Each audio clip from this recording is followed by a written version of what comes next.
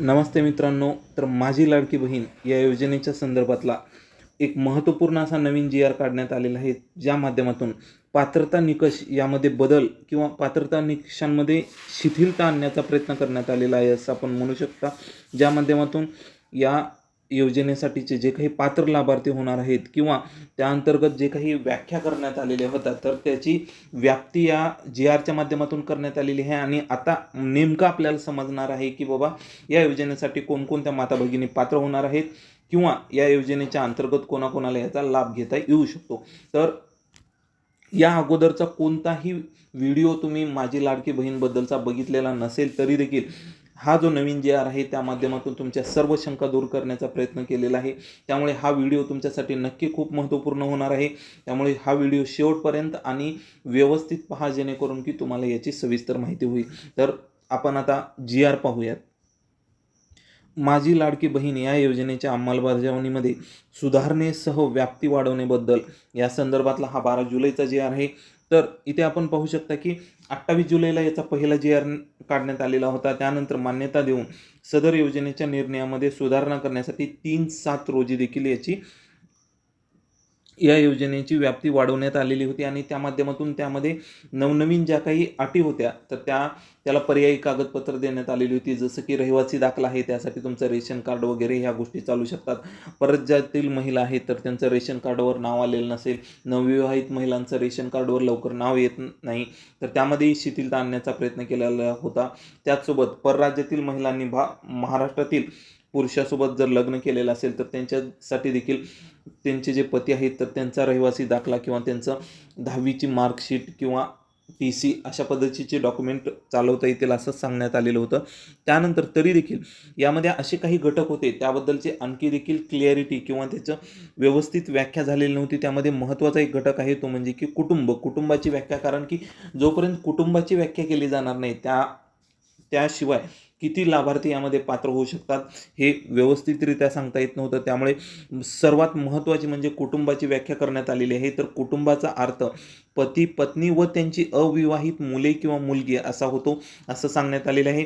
तर नवविवाहित महिलेच्या बाबतीत तिचे नाव रेशन कार्डवर लगेच लावणे शक्य होत नाही. त्यामुळे विवाह नोंदणी प्रमाणपत्र असणाऱ्या अशा नवविवाहित महिलेच्या पतीचे रेशन कार्ड हा उत्पन्नाचा दाखला म्हणून ग्राह्य धरला जाऊ शकतो.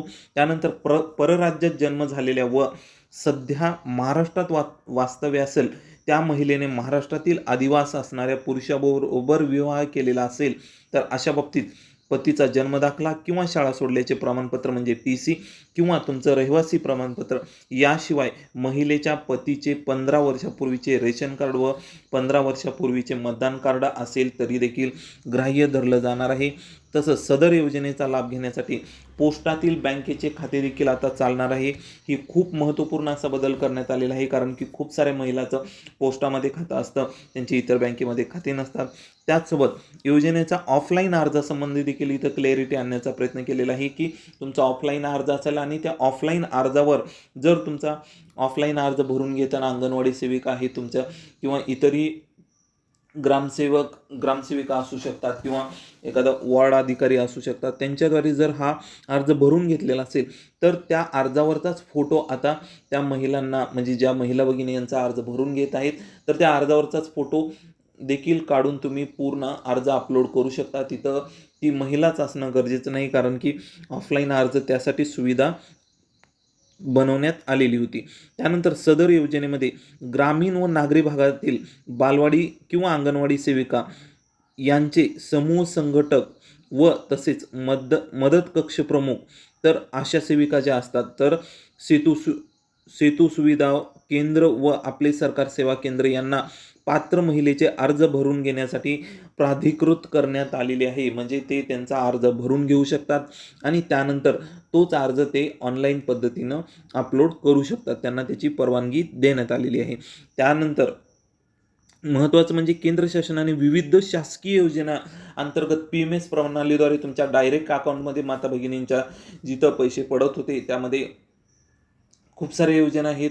घटस्फोटित महिलांसाठी ज्या योजना असतात, त्यानंतर PM किसान योजना महत्त्वाची, म्हणजे ज्यामध्ये खूप साऱ्या शेतकरी महिला भगिनी पात्र लाभार्थी आहेत. त्याचसोबत तुम्ही जर इतर श्रावणबाळ योजना आहे त्यानंतर राजीव गांधी निराधार योजना आहे किंवा इतरही कोणत्याही योजना जर असतील तर त्या योजनेच्या अंतर्गत माता भगिनी जर पात्र असतील, जसं की पोषण आहे, PM किसान आहे,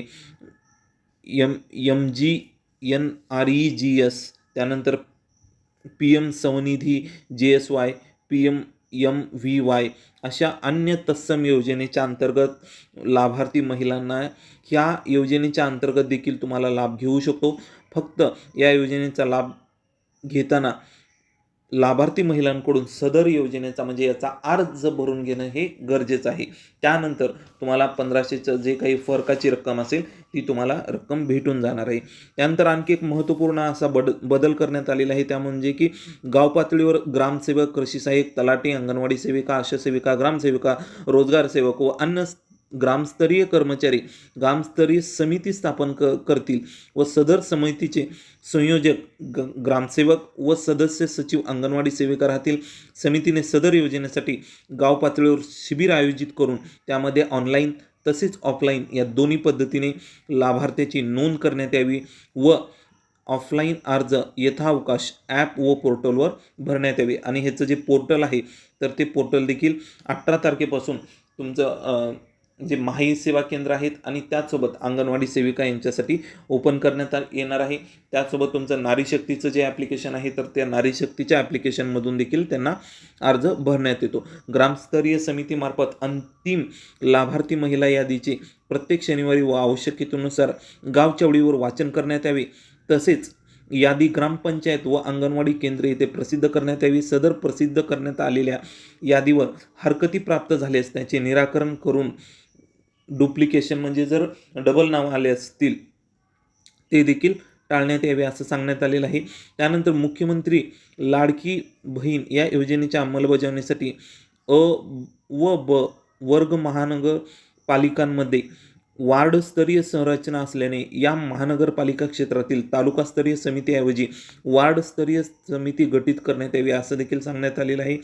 त्याचसोबत शासन निर्णय हा 11/7 रोजीच्या मंत्रिमंडळाच्या बैठकीमध्ये घेण्यात आलेला आहे. आणखी एक महत्त्वाची गोष्ट म्हणजे की ग्रामीण व नागरी भागातील बालवाडी सेविका, अंगणवाडी सेविका, त्यानंतर इतर समूह घटक वगैरे, आशा सेविका, सेतू सुविधा केंद्र, अंगणवाडी परिवेक्षिका, ग्रामसेवक व आपले सरकार केंद्र या लाभार्थ्यांना अंतिम यादी प्रसिद्ध झाल्यावरून एकूण पात्र लाभार्थ्यांचे अर्ज सादर केल्याप्रमाणे सदर ऑनलाईन ॲप पोर्टलवर प्रति यशस्वी पात्र लाभार्थी नोंद झाल्यावर याप्रमाणे प्रत्येकी 50 रुपये याप्रमाणे प्रोत्साहन भत्ता त्यांना देण्यात येणार आहे.